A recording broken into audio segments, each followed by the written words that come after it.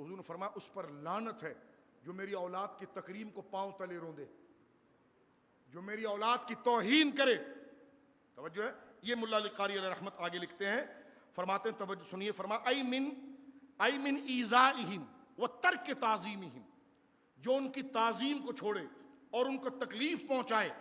فرمایا تکلیف کو پہنچانے کو حلال سمجھے. والمستحل من اطرتی ما حرم اللہ، جو اللہ نے میری اولاد کو عزت دی ہے اور جس کام کو میری اولاد کے لیے حرام کیا ہے کہ ان کی بے ادبی نہیں کرنا، ان کو گالی نہیں دینا. والمستحل، وہ تمام چیزوں کو حلال کر دے کہ ان کو گالی بھی دے معاذ اللہ، جس طرح اس خبیث نے بکواس کی ہے معاذ اللہ، اور گالی بھی دے توبہ استغفر اللہ، اور ان کی توہین کرے. تو سرکار نے فرمایا والمستحل من اطرتہ ما حرم اللہ، پانچواں بندہ وہ ہے جس پر اللہ کی لعنت ہے، اور معاذ اللہ حضور فرماتے ہیں میری بھی لعنت ہے. کتنا بڑا عذاب ہے اس شخص کے اوپر جو اہل بیت کو گالی دے معاذ اللہ اور ان کی توہین کرے. توجہ ہے آپ کی؟ اس میں ایک معنی اور سن لیجیے آپ، ذرا توجہ سنیے. میں نے کہا تقریر نہیں عام درس کی طرح، اس لیے میں بیٹھ کے درس دے رہا ہوں تاکہ کوئی بات ادھر ادھر نہ چلی جائے اور ایک سوئی سے ہم بات کر سکیں، ٹو دا پوائنٹ. غور کیجیے، اس میں ملا علی قاری لکھتے ہیں وہ اطرا، جو حضور نے فرمایا نا وہ والمستحل من اطرتی، اطرت کیا ہوتی ہے؟ تو آگے ملا علی قاری کہتے ہیں وہم اولاد فاطمہ وذریہم، فرمایا وہ اطرت سے مراد سیدہ زہرا پاک صلوات اللہ علی ابیہا وعلیہا کے اولاد جو ہیں وہ اطرت ہیں. جیسے مولا امام حسن، بولو سبحان اللہ، داڑیاں ہوں اور پھر مولا کے نام پر سبحان اللہ نہ کہا جائے. مولا امام حسن، مولا امام حسین، مولا زین العابدین، سید سجاد کے صدقے میں صادق رکھ ہمیں. سید سجاد، سجاد مبالغے کا صیغہ ہے، اور یہ بات درمیان میں رہ گئی تھی. ہم اہل بیت سے پیار تو اصل میں یوں کرتے ہیں کہ اللہ نے ہم کو ان کا غلام بنایا ہے. رسول اللہ نے غلام بنایا، لیکن بیٹے بھی اپنے نانا کے پورے رنگ میں اترے ہیں. ہاں، کوئی کام ان کا شریعت کے خلاف نہیں. کوئی مائی کا لال بتا نہیں سکتا کہ حضرت موسیٰ کاظم نے کوئی غیر شرعی کام پوری زندگی کیا ہو، یہ امام جعفر صادق نے کیا ہو، یہ سرکار مولا علی رضا نے کیا ہو. یعنی صرف تعریف ہی نہیں کی گئی، ہو بہو اس پر اترے بھی ہیں. مولا حسین نے گود کے بچے علی اصغر کو شہید کروا دیا، یعنی پیش کر دیا اللہ کی راہ میں. 1000 جوانیاں قربان ہو شہزادہ علی اکبر پر، 1000 جوانیاں قربان ہو مولا عباس پر. بولو سبحان اللہ. بھاگے نہیں کہ مریدوں کو آگے کر دیا، خود لینڈ کروزر خرید لی، خود ڈیفینس میں بنگلہ خرید لیا، مریدوں کو آگے کیا. جیسے نانا کا کردار تھا ہو بہو ایسے اترے. تو یہ تقاضا کرتا ہے کہ ان عظیم ہستیوں کی بے عزتی کیسے ہو سکتی ہے کہ جن کے نام لے کر جن کی محبت واجب کی گئی اور وہ بال برابر بھی اپنے نانا کی سیرت سے ہٹے نہیں. بولیے سبحان اللہ.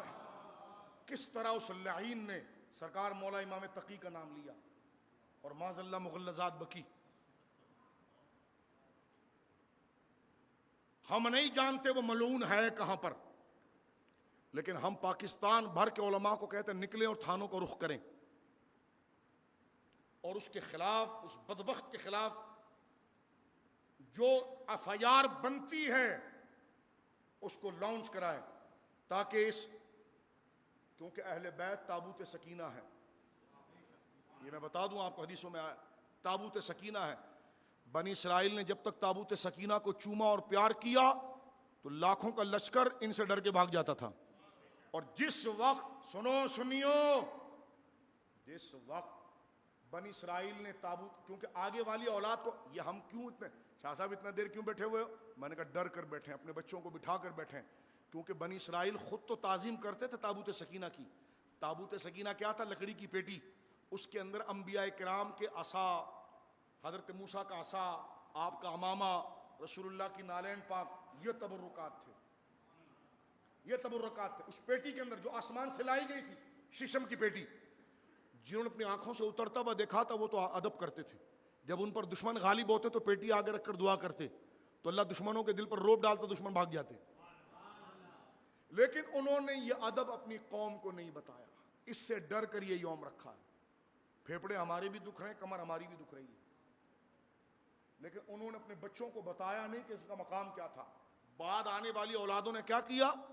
یہ ابا انتقال کر گیا، اب گھر بیچ دو، ابھی بیڈ روم بہت چھوٹا ہے، دیوار توڑ کے ابا کا کمرہ بھی اندر لے لو، بیڈ روم بڑا کر دو، سارے کمرہ ہی پورا نقشہ ہی بدل جاتا ہے۔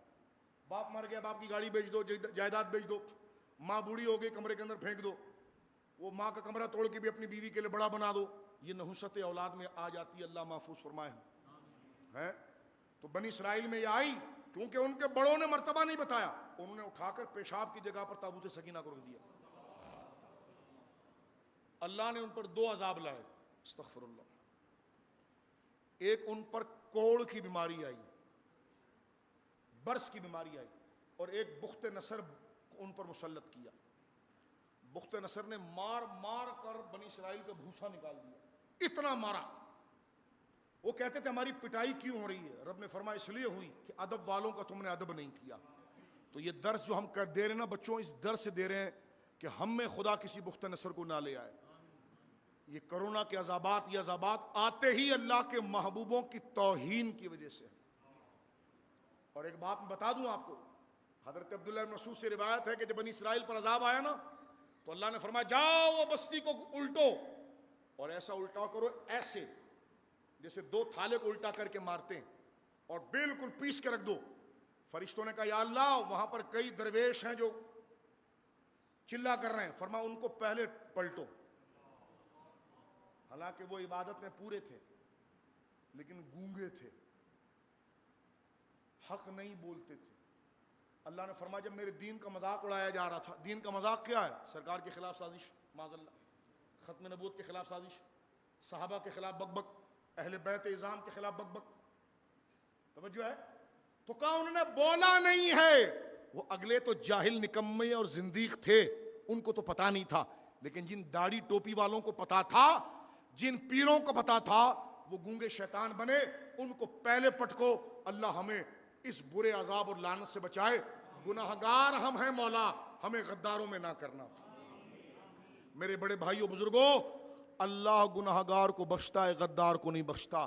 وہ گناہگاروں کے لیے غفور ہے، وہ گناہگاروں کے لیے غفور ہے، لیکن جو اس کے محبوبوں کے ساتھ ہاتھ کر جائے، ان کے محبوبوں کے ساتھ کون ہاتھ کر سکتا ہے؟ ان کو تو اللہ نے دی اونچے گنبدیں، دیکھو سبحان اللہ۔ میں مشہد شریف گیا، مولا رضا کو گنبد جب میں نے دیکھا، میں نے کہا مولا کیا شان تیری، بولو سبحان اللہ۔ مشہد مقدسہ میں، کاظمین شریف مین میں، میرے آقا سرکار موسیٰ کاظم کا گنبد آپ دیکھیں، کسی ملون نے وہاں جا کر پھٹا، کوئی ملون وہاں پھٹا اور توہین کرنے کی کوشش کی، لیکن دیکھو آج بھی میرے مولا کا گنبد کتنا اونچا ہے۔ یہ گنبد مولا کو نہیں چاہیے، یہ تو ہمارے لیے ہے۔ وہ گنبد نہ بھی ہو تو میرے مولا موسیٰ کاظم کا گنبد تو عرش کو جا کر چھو رہا ہے۔ بولنا سبحان، انما یرید اللہ لیذہب، ظاہر پرست نہ بنو، یہ ظاہری گنبد تو تعظیم ہمارے لیے ہے، ورنہ مجھے بتاؤ سیدہ پاک کا جو گنبد گرایا گیا وہ ماں ہے سیدہ موسیٰ کاظم کی، اور ساری عزتوں والوں کی عزت ان کے قدموں میں قربان ہے۔ آج سیدہ زہرا پاک کی مزار شریف پر گنبد نظر نہیں آتا، لیکن سورج بھی ان کے پاؤں کو چوم کر طلوع ہوتا ہے۔ بولنا سبحان اللہ۔ آج سرکار سیدہ زہرا پاک آرام فرما رہی ہے جنت البقیع شریف میں، ساتھ میں مولا امام حسن آرام فرما رہے ہیں، سرکار مولا عباس آرام فرما رہے ہیں، حضرت امام جعفر صادق آرام فرما رہے ہیں۔ یہاں سے تھوڑا آگے نکلیں تو میری ماں سیدہ عائشہ آرام فرما رہی ہیں، سیدہ حفصہ آرام فرما رہی ہیں، سیدوں میں تمام ازواج مطہرات اس طرف آرام فرما رہی ہیں۔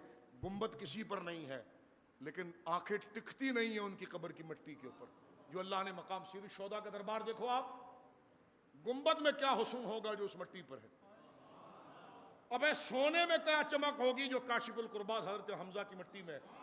آج کوئی میرا بھائی صرف ڈی پی پر وہ فوٹو لگاتا، بندے کو دیکھ کر وجد آ جاتا ہے کہ وہ مٹی کی قبر ایسا حسن رکھتی ہے، جنت کیسی حسین ہوگی۔ بولو نا سبحان اللہ۔ اب دیکھیے یہاں